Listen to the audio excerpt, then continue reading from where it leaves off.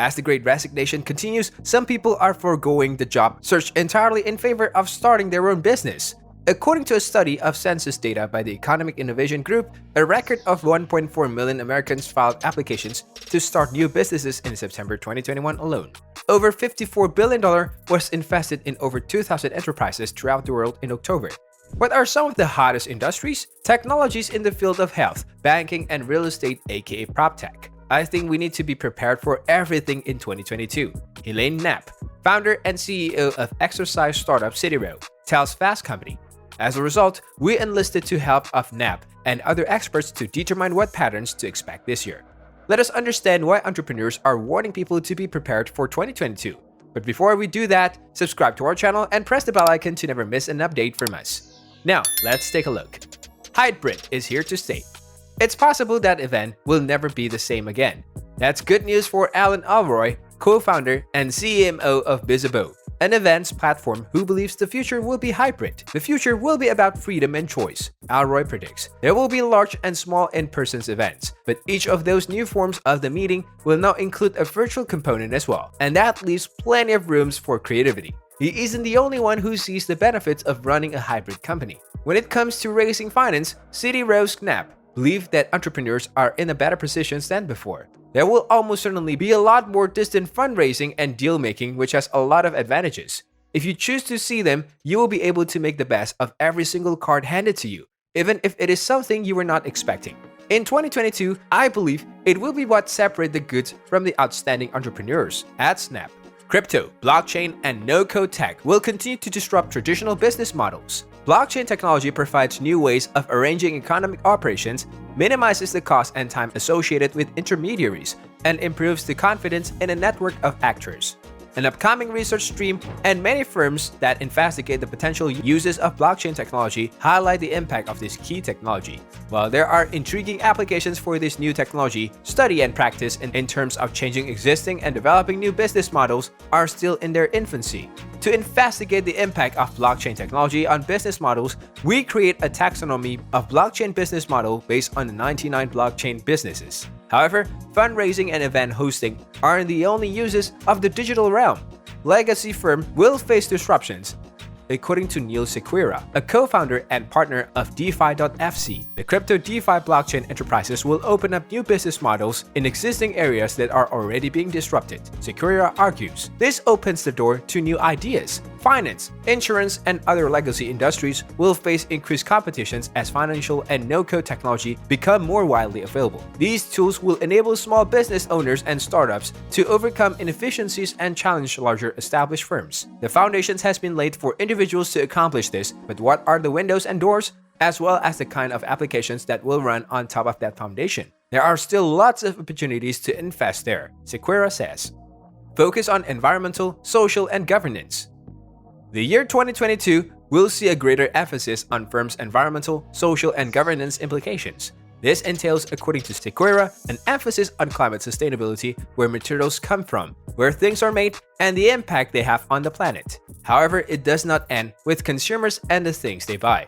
This trend is also catching on among employees, with younger generations expecting their employees' beliefs to align with their own. It's crucial for them to work somewhere where the influence of what they do on the world is taken into account, and this is a significant shift from previous generations, Sequeira argues. The relevance of ESG is well understood by Darren Batchel, founder and managing director of Brick and Mortar Ventures, but he is concerned about the realities of the investing landscape. I am afraid it's becoming a bit more of a jargon, and a lot of money is being tossed about just to check boxes, he claims. I believe there are firms that have successfully raised money but lack genuinely scalable, sustainable business strategies. Batchel continues, but warns that there may be a little bit of a day of reckoning.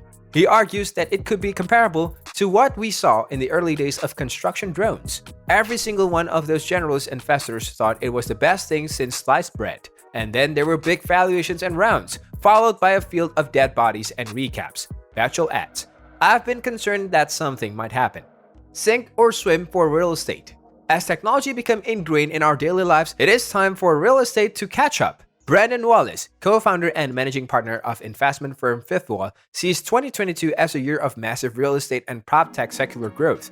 Despite accounting for nearly 13% of US GDP and being one of the major asset classes and lending categories, real estate has been one of the slowest to adopt new technology, according to Wallace. He believes the real estate sector is divided into two groups, those that accept change and technology and those that do not. I believe that the larger, more tech-forward, and frankly more sustainable real estate firms will develop and scale, Wallace adds. According to him, there will certainly benefit from the advantages of scale, low capital cost, and efficiency. Big data may aid real estate and property management businesses in a unique way. We can make more data-driven decisions the more data we have. Websites like Zillow, Trulia, and Redfin have used big data to disrupt the real estate sector. These companies can compile and sometimes collect data on buying and selling trends in a specific area as well as traffic, demographic data, consumer survey results, and more. And they analyze and collate that data to provide insights on pricing, home value trends, and potential value in specific neighborhoods. More flexibility and personalizations for everyone. People and businesses will have a plethora of options in 2022, whether it's fundraising approaches, events, fitness methods, educations, or jobs. The goal will be to figure out what works best for you. To do so, executives, according to Knapp, must keep their fingers on the pulse of their sector and be willing to help define its future. We're doing it at CityRow with our true omnichannel, Knapp says, to really connect with consumers in the two fastest growing fitness verticals for Knapp. This entails providing physical studio space as well as developing digital training alternatives from home. Fast Company seniors writer Liz Seguin recently spoke with digital entrepreneur Melissa Bridgeford about Wizard Commerce, a new platform she co-founded, in a recent piece. Consumers will be able to text a brand, debate products, and ultimately buy items through a secure website that also records payment information when it launches in 2022. The fact that conversational text-based commerce is so successful in Asia implies it could catch on in the United States, Bridgeford said. We also believe that now is the appropriate time for American shoppers to try this new way of purchasing. We've had this basis of a distributed transformations both from a crypto and blockchain side, but also from a workplace and people side of things, VC observes. For instance, DeFi. It is collaborating with Gaji Gesa, a financial business that caters to unbanked Indonesians. Gaji Gesa allows workers to withdraw their earned wage immediately rather than allowing them to fall prey to predatory lenders with high interest rates. They now work with over 120 businesses across a variety of industries, and over 80% of their clients no longer use informal lenders. Think about the last 2 years, CityRow continues. Every board meeting has Zoom, but how will that experience be improved?